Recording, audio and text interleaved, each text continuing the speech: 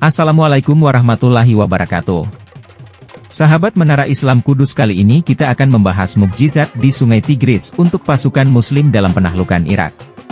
Sebelum lanjut ke pembahasan, terima kasih yang sudah subscribe, like, dan komen. Semoga sahabat sehat selalu dan murah rizkinya, amin. Sahabat Menara Islam Kudus, Sungai Tigris adalah sebuah sungai di Mesopotamia yang mengalir dari pegunungan Anatolia di Turki hingga melalui Irak dan bermuara di Teluk Persia, sepanjang sekitar 1.900 km. Bersama-sama Sungai Efrat menjadi ciri khas daerah Mesopotamia. Sungai Tigris disebut-sebut dalam pembebasan Irak di era Khalifah Umar bin Khattab. Kala itu, di Sungai Tigris mengalir dua macam pasukan, satu pasukan yang sudah remuk segala kekuatannya, tak lagi punya semangat, tak lagi punya kemauan. Ia sudah menyerahkan diri kepada nasib.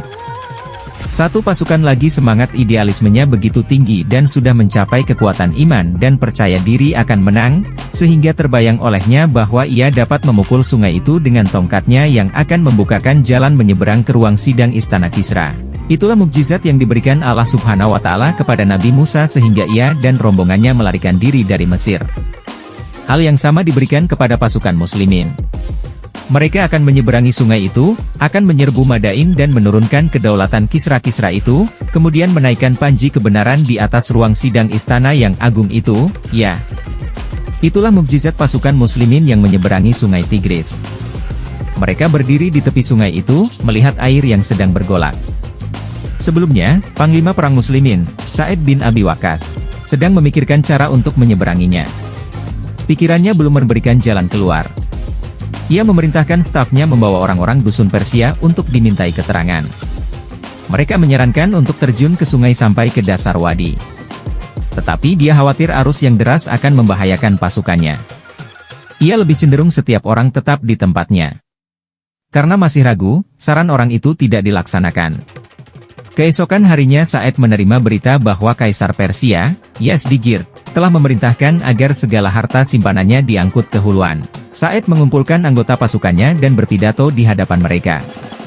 Sesudah mengucapkan hamdalah dan bersyukur kepada Allah Subhanahu wa Ta'ala, ia berkata, musuh kita sekarang berlindung pada sungai ini.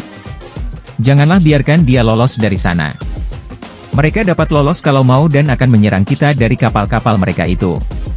Kita tidak khawatir mereka akan datang dari belakang kita. Pengalaman kita dulu sudah cukup. Mereka menyia-nyiakan pelabuhan mereka ini dan merusak pertahanan mereka sendiri. Saya berpendapat sebaiknya kita dahului menyerang musuh sebelum kita terkepung. Ya, sudah saya putuskan akan menyeberangi sungai ini ke tempat mereka. Sikap Sa'id itu dirasakan oleh anak buahnya tiba-tiba sekali. Bukankah kemarin ia masih ragu? Tidakkah ia khawatir pasukannya juga ragu sehingga tidak mampu menghadapi bahaya serupa itu? Tetapi ternyata mereka pun tidak ragu. Mereka sudah terpesona sekali oleh pemandangan kota Madain itu, di samping memang sudah tertarik oleh Istana Kisra. Mereka berani menghadapi hal yang mustahil untuk memasuki ibu kota dan mengepung istananya.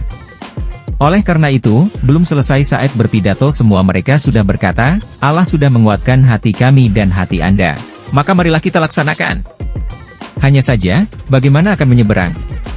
Kalaupun mereka menyeberang dengan menggunakan kuda, pasukan Persia di seberang sungai sudah menghadang mereka tanpa harus keluar dari tempat itu. Menyadari hal ini, Sa'id menyuruh mereka dengan mengatakan, siapa yang akan memulai dan melindungi selat ini buat kita supaya pasukan kita dapat menyusul tanpa terhalang untuk keluar.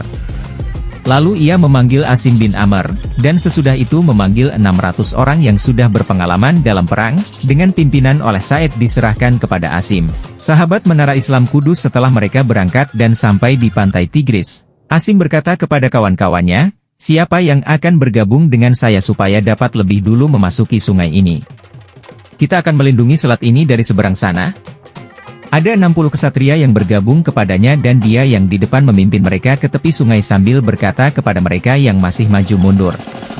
Rupanya kalian takut menghadapi air ini? Lalu ia membacakan firman Allah, segala yang bernyawa tak akan mati kecuali dengan izin Allah, waktunya sudah ditentukan. Quran 3:145. Kemudian ia memicu kudanya menerobos sungai dan diikuti pula oleh sahabat-sahabatnya. Melihat regu pertama ini Kakak bin Amr terus maju berenang, dan ketika ia melemparkan pandangnya ke seberang sungai dilihatnya pihak Persia seolah sudah bersiap-siap hendak menerjang mereka, maka segera ia mengeluarkan perintah kepada sahabat-sahabatnya yang 600 orang untuk terjun dengan kudanya ke sungai. Mereka mengarunginya seperti Asim dan teman-temannya. Sekarang pihak Persia yang malah tercengang melihat apa yang dilakukan musuh mereka itu. Mereka berkata satu sama lain, "Gila, gila."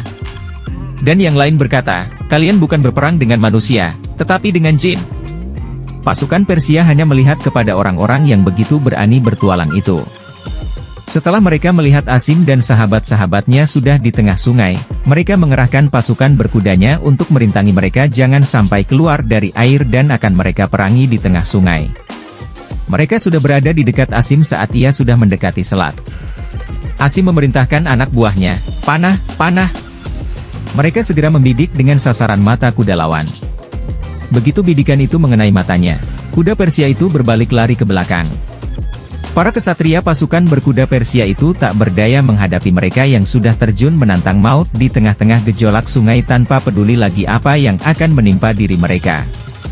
Tetapi tak seorang pun dari regu yang mengerikan itu yang cedera. Bahkan Asim sendiri yang pertama mendarat ke seberang sungai. Pasukan Persia berlarian di depannya.